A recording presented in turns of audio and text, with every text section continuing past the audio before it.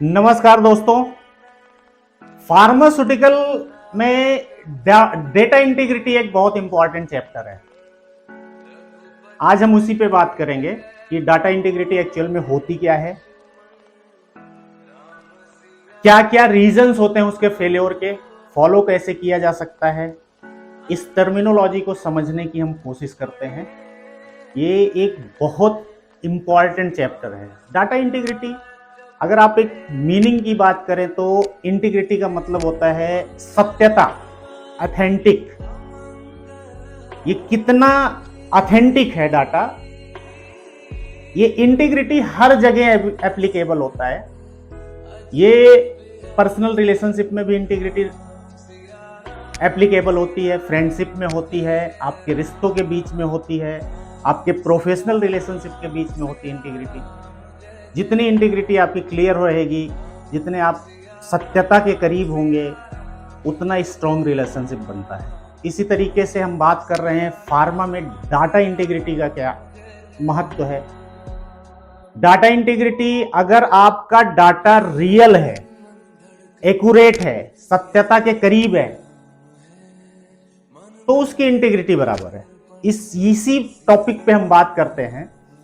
अभी max to max pharmaceutical companies इसको understand की कोशिश कर रही हैं, इंप्लॉइज को अंडरस्टैंड करने की कोशिश कर रहे हैं। मैं आज बात करूंगा कि ये फेल क्यों होता है, what is the reason of failure of data integrity.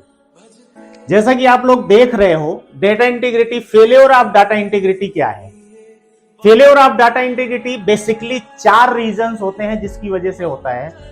First one is procedure and methods, procedure और मेथड, इक्विपमेंट्स, मशीनरीज और इक्विपमेंट्स हो गया।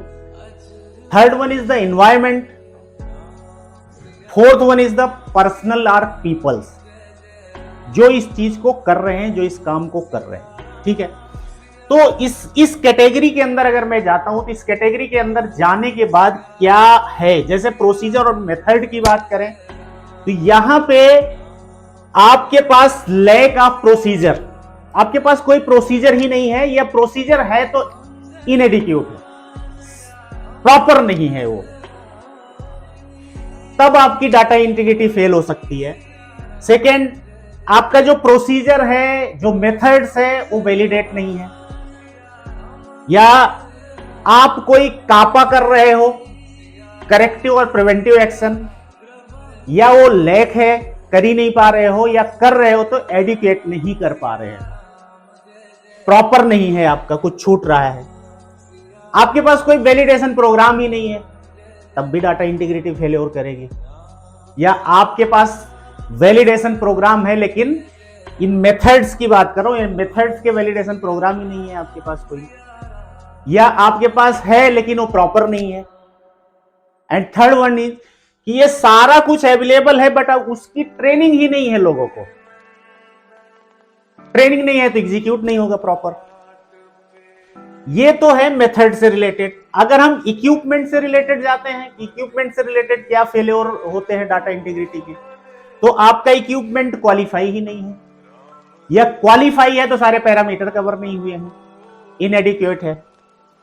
आपके इक्विपमेंट का कोई प्रिवेंटिव मेंटेनेंस प्रोग्राम नहीं है।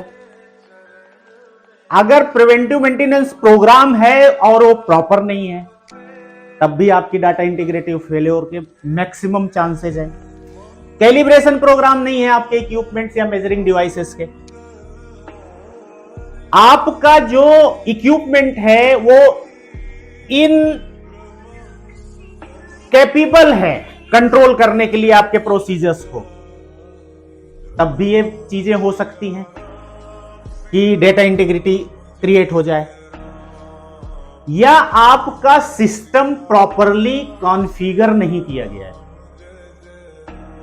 इक्विपमेंट्स के पॉइंट ऑफ व्यू से, तब भी ये फेलियर होने के चांसेस हैं आपको, और होंगे।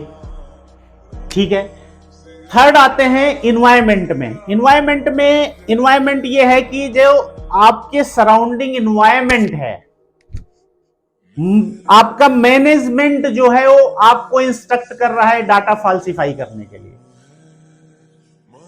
आपका मैनेजमेंट जो है ब्लेम कर रहा है, एम्प्लॉय पर्सनल को ब्लेम कर रहा है और उसको पनिश कर रहा है, राइट? उस पे फोकस नहीं हो रहा है कि प्रॉब्लम क्या है, क्यों हो रही है।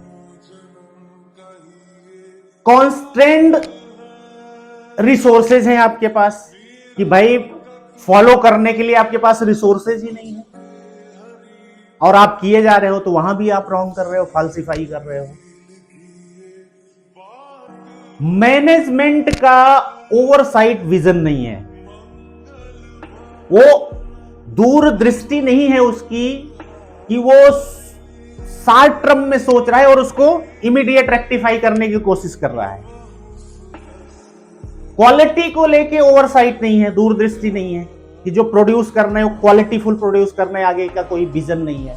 ये कुछ रीजंस हैं जो इन्वायरमेंटल कंडीशन की बात कर रहे हैं कि जो आपके सराउंडिंग इन्वायरमेंट्स है उससे किस तरीके के फेलियर्स हो सकते हैं, डेटा इंटीग्रिटी के क्या रीजंस हो सकते हैं डेटा इंटीग्रिटी फेलियर के। इसके बाद पीपल्स या पर्सनल्स, इसमें पहली चीज आ जाती है कि जो पीपल्स काम कर रहे हैं, जो लोग काम कर रहे हैं, जो पर्सनल्स काम कर रहे हैं, उनको प्रॉपर ट्रेनिंग नहीं है, किसी भी चीज की प्रॉपर ट्रेनिंग नहीं है, ठीक है। दूसरी क्या है कि जो आपने एसओपी या प्रोसीजर बनाया है उसके फॉलो अप में फेल हो जा रहे हो, आप उसको फॉलो नहीं कर पा रहे हो, ये रीजन हो सकता है। Lack of understanding of data integrity, जो आपके पास पीपल्स हैं जो एग्जीक्यूट कर रहे हैं चीजों को, जो काम कर रहे हैं, उनको डाटा इंटीग्रिटी के बारे में नॉलेज ही नहीं है कि होता क्या है डाटा इंटीग्रिटी, एक्चुअल में उनको नॉलेज नहीं है। आपके पास जो एग्जीक्यूशन हो रहा है कोई, उस एग्जीक्यूशन को रिव्यू करने वाला कोई नहीं है आपके पास, या कोई रिव्यूअर है भी तो वो प्रॉपर नहीं है, एडिक्वेट नहीं, इनएडिक्वेट है। क्योंकि कोई काम करते हैं, मेरा एक वीडियो मैंने पहले बनाया है रिव्यू का, उसमें आप देखिए इंपॉर्टेंस ऑफ रिव्यू। रिव्यू बहुत इंपॉर्टेंट चीज होती है, स्पेशली फार्मा में, ठीक है।